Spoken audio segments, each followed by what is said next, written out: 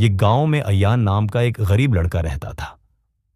उसके पास न अच्छे कपड़े थे, न जूते, और न ही खाने के लिए रोज कुछ मैसर आता। उसके वालिदैन के पास एक छोटा सा बंजर टुकड़ा जमीन का था और एक पुराना सा टूटा फूटा घर। हर रोज वो 5 किलोमीटर पैदल स्कूल जाता।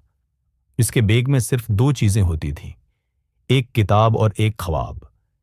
एक दिन स्कूल से वापसी पर उसने कुछ है बच्चों को एक बूढ़े शख्स का मजाक उड़ाते देखा, जो आम के पौधे लगा रहा था।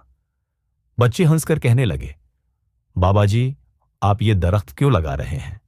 आप तो इतनी उम्र नहीं जिएंगे कि उसका फल खा सकें। बूढ़ा मुस्कुराया और बोला, बेटा, मैं ये दरख्त अपने लिए नहीं, आने वालों के लिए लगा रहा हूं। उसी से दुनिया बेहतर होती है। अयान ने यह बात दिल से सुन ली। उसके दिल ने कहा, आज कुछ बो दो, चाहे कल तुम्हें उसका फल ना मिले। उस रात उसने अपने खाली आंगन को देखा और एक फैसला किया। पैसे नहीं थे, मगर उसने एक चम्मच से जमीन खोदी और बीज लगा दिए। सिर्फ जमीन में नहीं, बल्कि अपने दिल में भी। रोज स्कूल जाने से पहले वो पौधों को पानी देता। कुछ दिन खाने को नहीं होता, लेकिन पौधों को पानी देना नहीं भूलता। कई साल गुजर गए, बीज दरख्त बन गए और वो लड़का एक मजबूत इंसान बन गया। वो बंजर जमीन अब फूलों और फलों का एक छोटा सा बाग बन चुकी थी।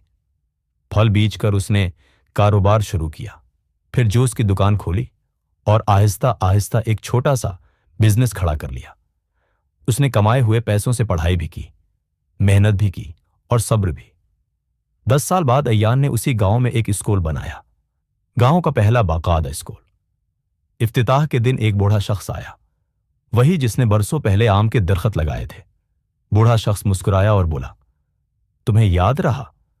अयान ने उसका हाथ थामा और जवाब दिया, याद ही नहीं रखा बाबा जी। मैंने वही रास्ता अपनाया।